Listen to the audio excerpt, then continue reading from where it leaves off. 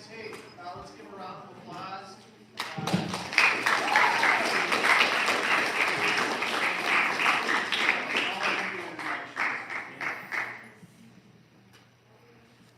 Good morning, eighth grade. How are you? Pretty good. Are we aware? Okay. Yeah, that group, some people are sleeping. But I see this group, some you guys are ready. And I believe we are going to have a lot of questions from you. It is a good thing. If you guys ask questions, that's how you can understand what you want to know. But if we sit here and talk to you, sometimes you miss the point. But you are free while I'm speaking or he's speaking, you can stop there and then you want to ask questions. You have that opportunity, okay? That's how you guys can grasp the whole concept of what was going on. I think most of you know, if it is all of you knows me, right? This is my name here, Santi Day. I'm a success coach in Austin Public School. Actually, I work all public schools, from kindergarten to high school. I covered the whole district. And I've been doing this job for the last 13 years. So that's my job. The next speaker here, our guest, actually I'm here with you because this will be our guest this morning. It's Achouth. Achouth, which is South Sudanese, one of our family here. He's got a kids here in Austin, but his kids are going to the church. That's why you guys may not. Otherwise, we got some kids in middle school too. Jacob will be the one leading this session because during your class, you guys talk about the history of Sudan and South Sudan, and then maybe you come across the program called the Lost Boys and Lost Girls of Sudan. Jacob was part of those groups, and that is make it good for you guys to have this opportunity to interact with him, and listen to him, or ask him questions later. So you will be learning a lot if you want to know more about the history of Lost Boys and Lost Girls of Sudan. And I will give floor to Jacob to come and lead the session, and then you guys feel free to ask questions because that will make it wonderful. Jacob, please, floor is yours.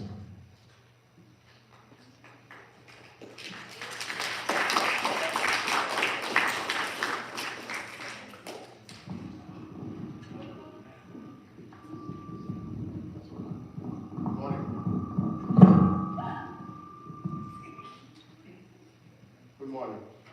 I'm sorry, I didn't do anything wrong about the mic. It was too sensitive or something. No, that was me. My fault. Oh, okay. We can't do two mics, and now we couldn't, but students will just have to speak up there. But so you can put it. Okay. Yeah, my name is Achouth, as you heard. I live here in Austin. I came to Minnesota here in 2013. I am one of the group called Lost Boys. I think I'm going to give you a little bit of overview of what led to become the Lost Boys. What was the success story about it? What was the hurdle? What was the plan behind it? And when did it begin and where did it start? I'm a South Sudanese. I was born in Sudan before it was split in 2011. I've heard that you have learned the history of Sudan, and I want to give you a little bit of it before the history of the Lord goes into it. In life, sometimes there's some things that you have no choice. I will give you a little bit like your name, or your parents, your mom, your dad. You did not choose all that. But somewhere, it happened. And you end up to be called Mr. X or Miss X. The same thing in reality of life, or what's going on today in the world. You might be involved and be part of it, but you have no choice in it. Somebody started down the road, and because you happen to exist, you end up to be part of that. And that's what actually happened to me. And I ended up having the name called Lost Boys, and I'm really proud of it. There's nothing wrong about it, because there was a success story to it. It was sad, and the end to be happy story, a happy ending. The history of Sudan is very long. Sudan has gone into many wars. If I begin, like, in 1922 there was a war. In 1956 there was a war. In 1972 there was a war. In 1983 there was a war. And in 83 I happened to be part of it. And I was a little kid. I had no choice. But I ended up to be part of it. That's what I was telling you earlier. There are some things in life you have no choice. But when it happens at your time, you become part of that story. The guy named Dr. Greng and his cohorts. Dr. Greng was one of the guys that happened to be in these wars of 72, and joined the school in the 60s and 50s. And he did not know what was going on in Sudan. So Sudan is a big country. In that map right there, before it split, it was the biggest country in the whole of Africa.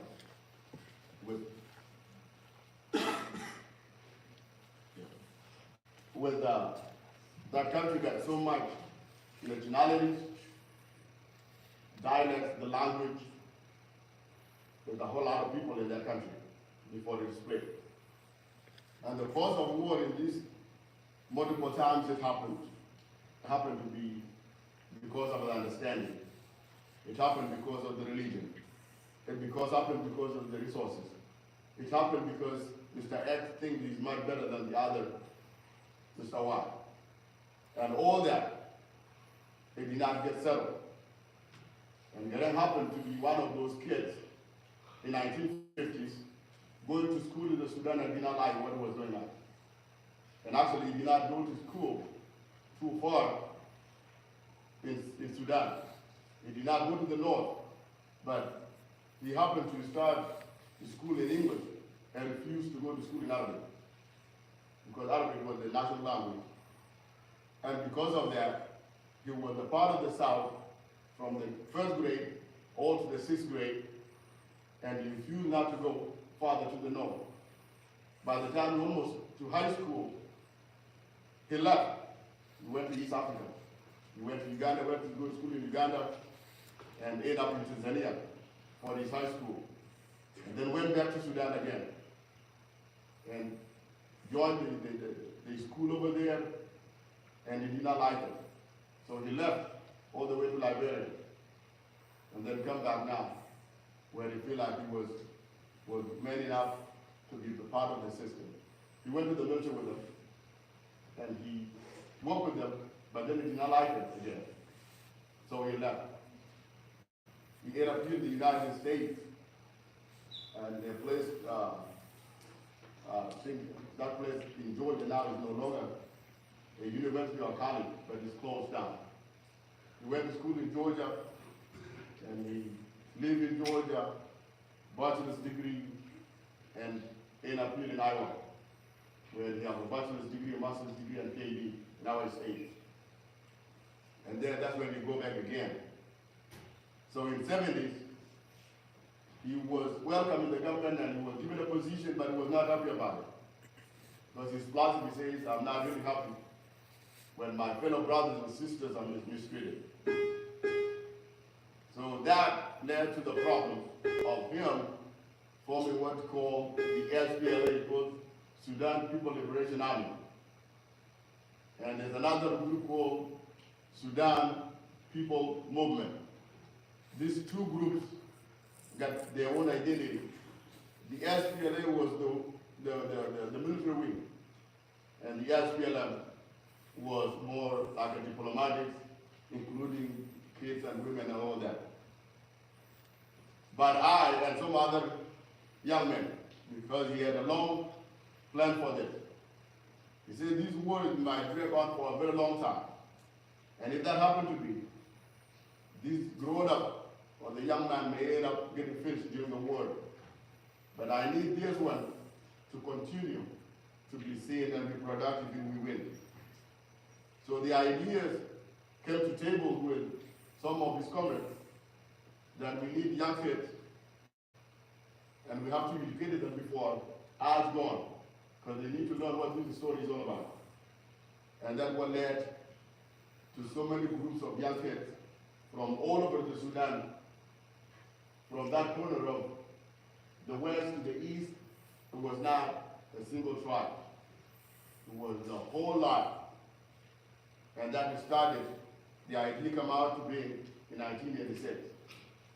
But then dragged on. In 1987, it initially started. Okay. You go to your region and recruit it. Other regions choose to grow up more young grown-up kids. Others depend on who they have and they bring it in. Parents were not willing, but some other area where there was a war going on, they were easy to relent and let their kid go because there was a threat of war.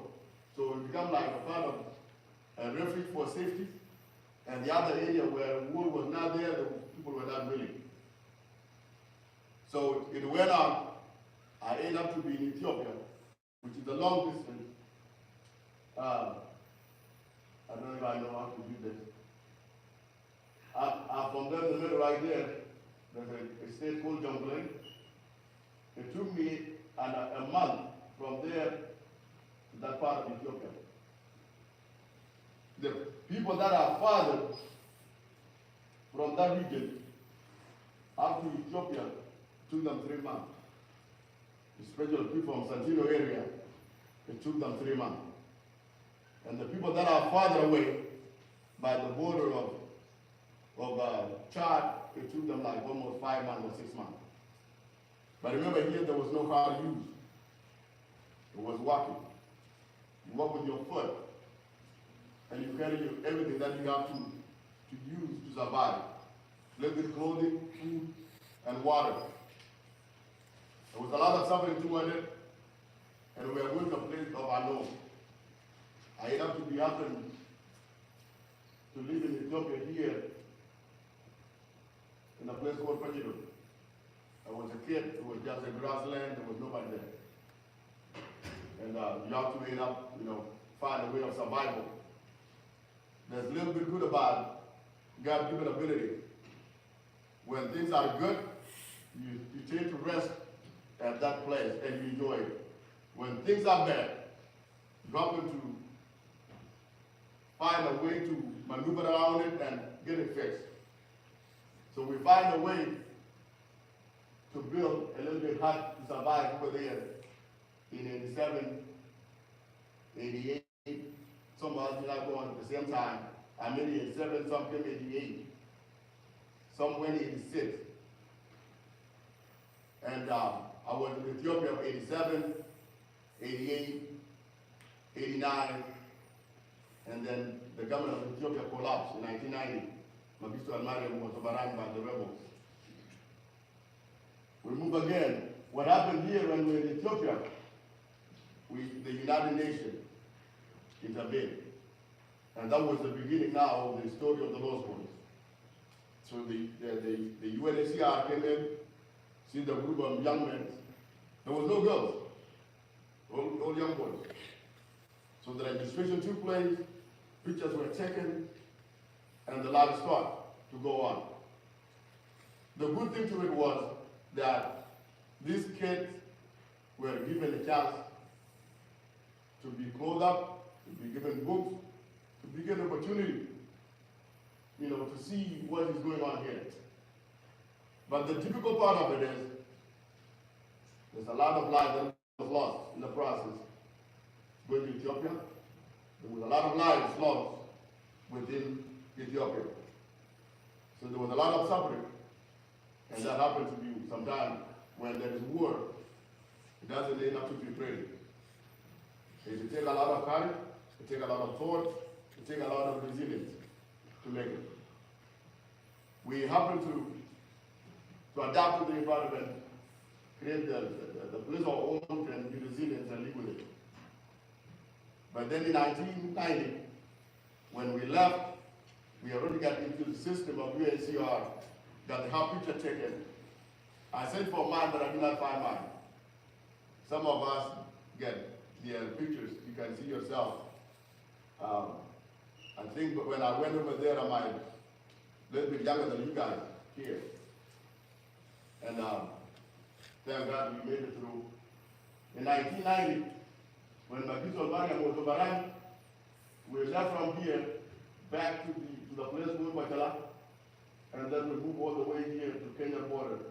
It took us the whole year. It was not easy too. A lot of suffering, a lot of death, a lot of attack. And the Arabs who heard about it, the antelope on top, the gunpoint, there's a whole lot. There's a war by the rebel.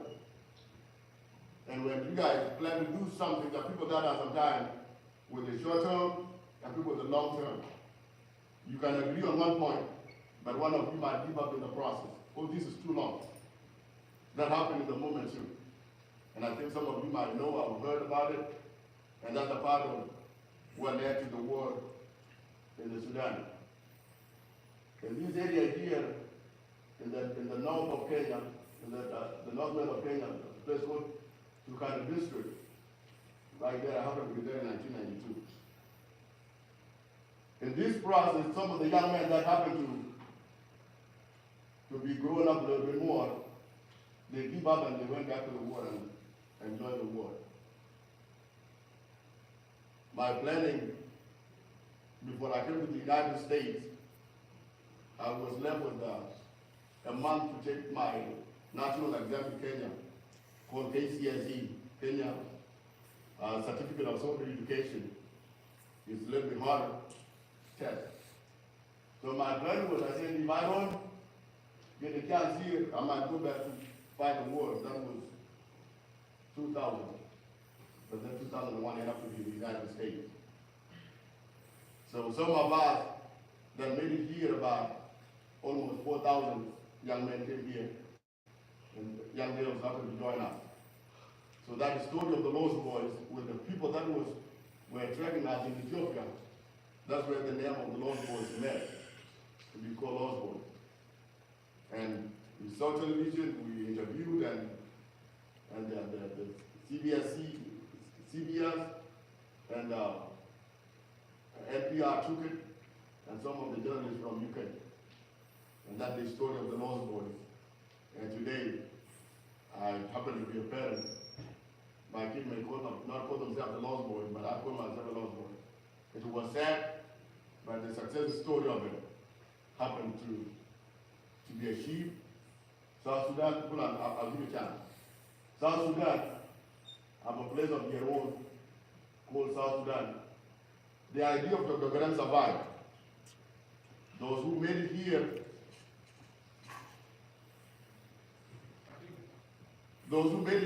happen to educate themselves, and some of them are serving the country today. Some of those guys are working here in the United States, even in the government. There's a place called South Sudan today.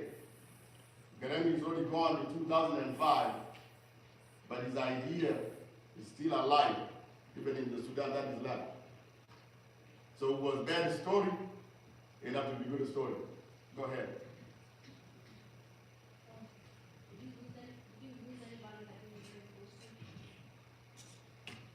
Absolutely, yes. In 1987,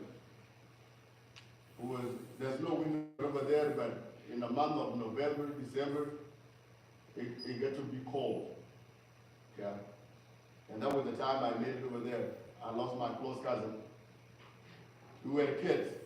What happened to be, like, in the process of almost a year, you might go to sleep with somebody tomorrow. That person, one person may not wake up. We woke up and my cousin did not wake up. My older cousin, who happened to be a little bit grown up, knew what went on. So when I touched him, I was already there. Imagine the kids in the middle of nowhere with a lot of death. There was a lot of diseases, cholera was there. There's whole kind of measles, chickenpox, you name it. These diseases that we take vaccination here in the United States happened to attack us in that moment. So there was a lot of death and there was a lot of unhealthy environment because many people was not there because they were kids doing it. The little older they were there, they would give up. There was no food in the first place. Okay. It was cold. There was a whole lot of death in the area. So you put the person down, they show the ground and come back again, whatever after 24 hours.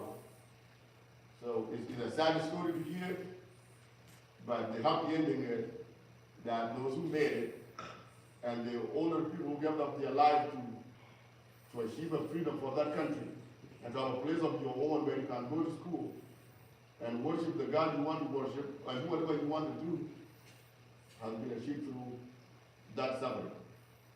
Sudan was a place where if you are not a person of what's called the Arabs, for sure there's not Arab in Sudan. What happened was the Arab happened to be there a long time ago. But through successive years of them staying there, you cannot identify who's an Arab. But they still maintain the names called Arabs. So Islam became a problem. It was one of the big issues that led to the war. It was one of the big issues, apart from the resource became second. So that what happened to be the story of the Lost Boys today, and I'm here. I lived through it. Thank God I made it. I have kids like you guys. My older son is in high school. He's 16 years old. My younger son is 6 years old. He's in Bedfield. So if there's questions, now give me a chance to ask questions.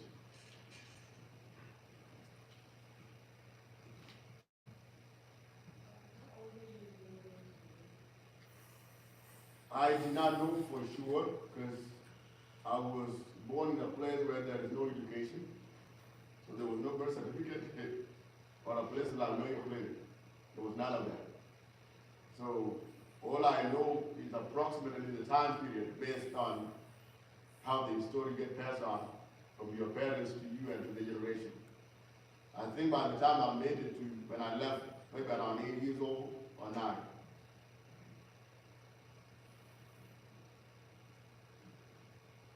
Another question? Go ahead.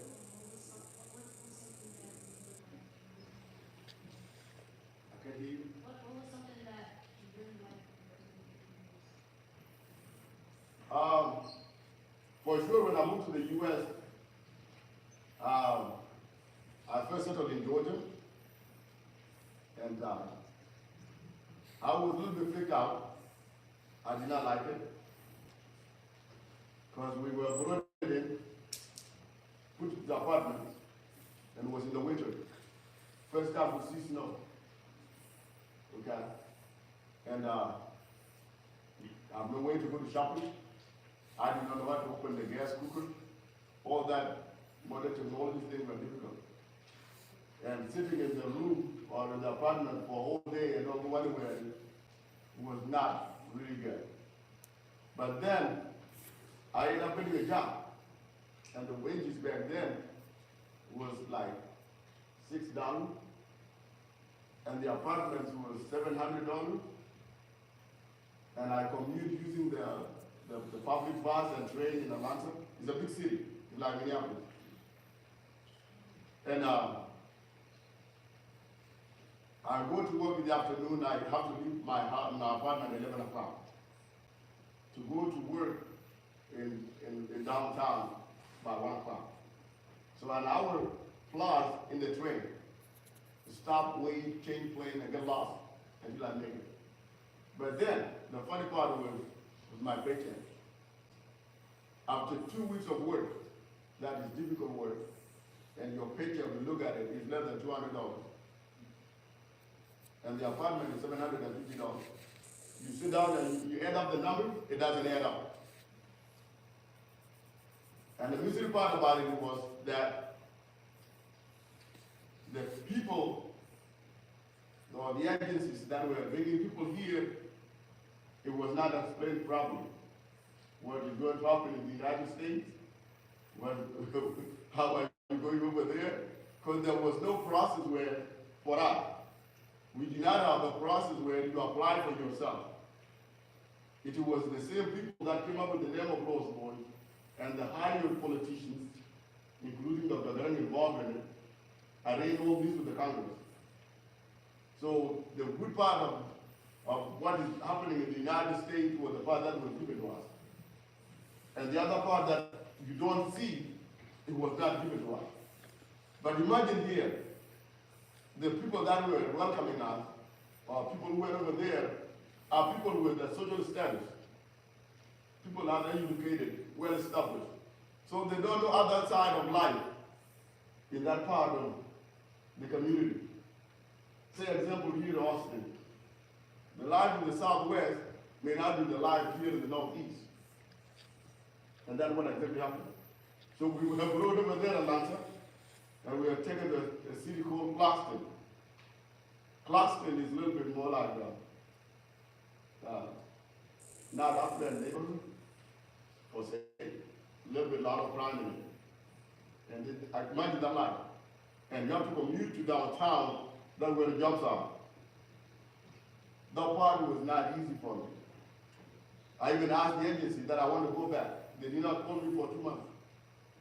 And they sent me a counselor and say maybe you're not mentally okay because it's a lost boy. So that was the difficult part for me.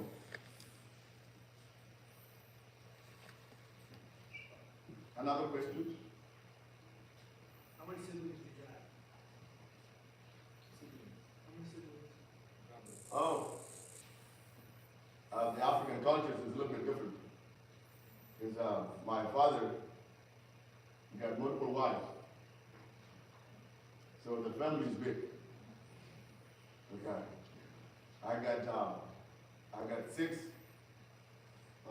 that are from my mother, and the other sibling from the other wife. So it's a big family.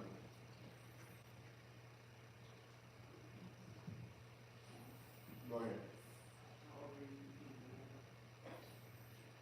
When I came to America, I think about 15 or 16 years old. But for sure, I don't know the number. But what I had in my paper, because those of us who came here, we are born on January the 1st. Okay. So that means you exactly don't know.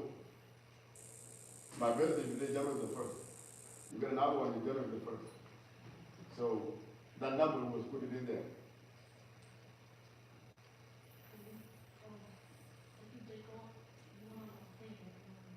Yeah.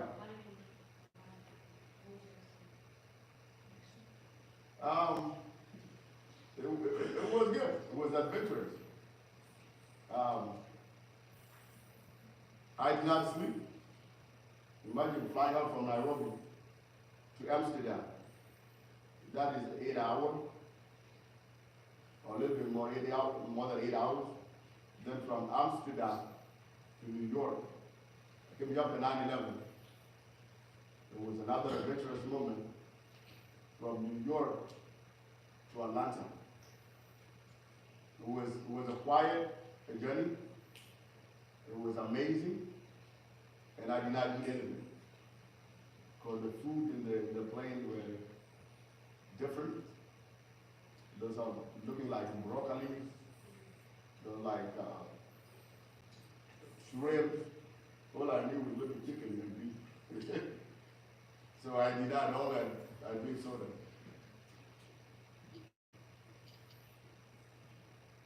Another question, or are we done? Go ahead.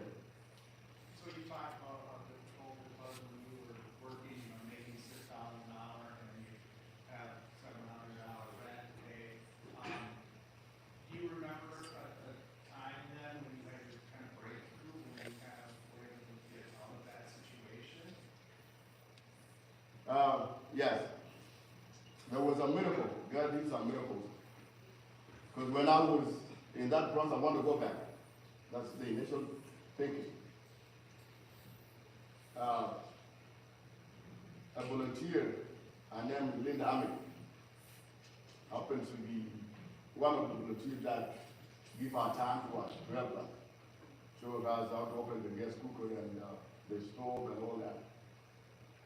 So she came to our apartment like 2 weeks in a row.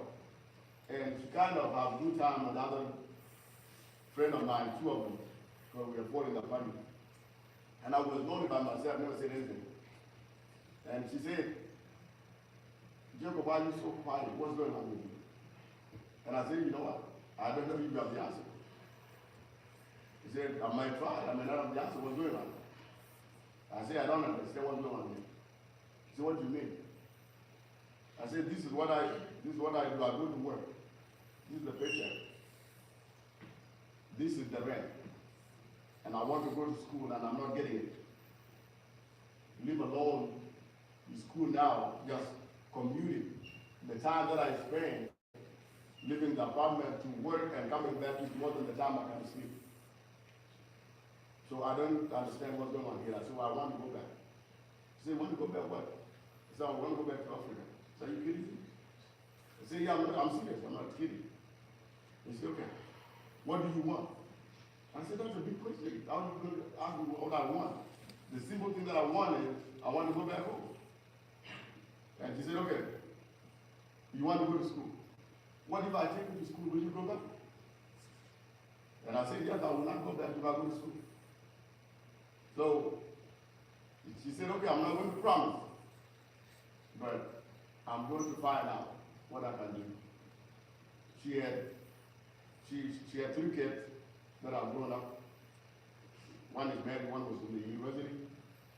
The other one was already gone, and she was an adult. So she was at home by herself. And she said, I'm going to take you to my house. I said, to your house? It took me a week to come to terms with that. So he said, don't worry about it. Let me go and find out what will happen. So she went to Gwinnett and asked the school, and my ID showed something different than the actual age at school. And he said, I will work on it.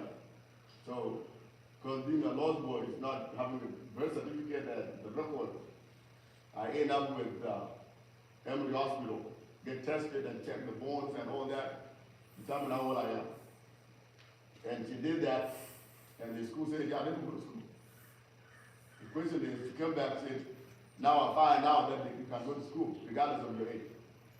Will you pass the test? I said, that's my job. It's not your job anymore. So I went to Gwinnett, they gave me the test. I took the English test and the math test. I passed them. And now they say, okay, now you're going to go to school. But then they say, well, I'm going to stay, say you go to my house. So she moved me from Clarkston, in the Cap County, to Decatur. That's where she was living. So I went to Lakeside High School in 2002. It was a good school in the affluent neighborhood. I started school in February, like 20-something. By May of 2023, I graduated from high school. But then the wages did not change. So I ended up to be a truck driver. I drove truck for 4 years. Because I have my brothers and my sisters, they want to come to the United States, but I cannot bring them. Because immigration says you can only bring your mother, your father, and your children. But these are non-elements. But then another process happened to start it in Australia, taking these guys to Australia. So they asked me to pay for them to $7,000. $7,000 would take me forever to get with the $6 or $7 an hour. They were letting me to drive truck. Then when I drove truck, now I changed a little bit. After I sent them to Australia, I came back and went back to school again. So that was changed. Yeah, to know Jacob now, he's in Austin, working as a USDA and activity. So he's a federal employee.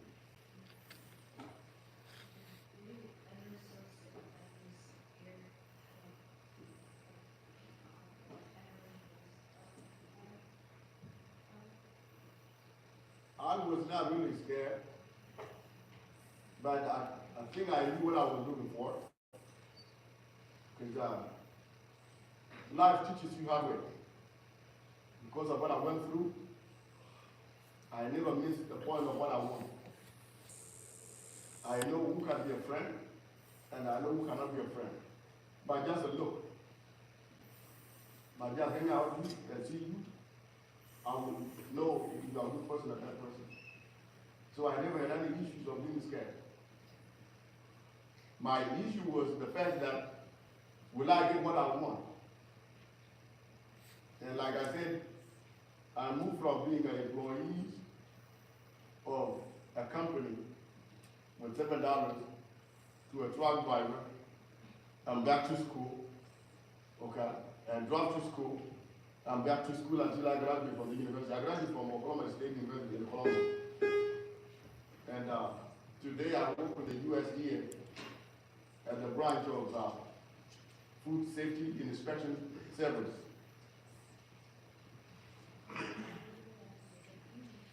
I did. I went in 2001. It was fun. The place that I missed for so long was looking differently. How I knew it completely changed. Because after the war, and then come the flood, the geographically completely changed. The environment changed. Even the place with the tree that I knew disappeared. Go ahead.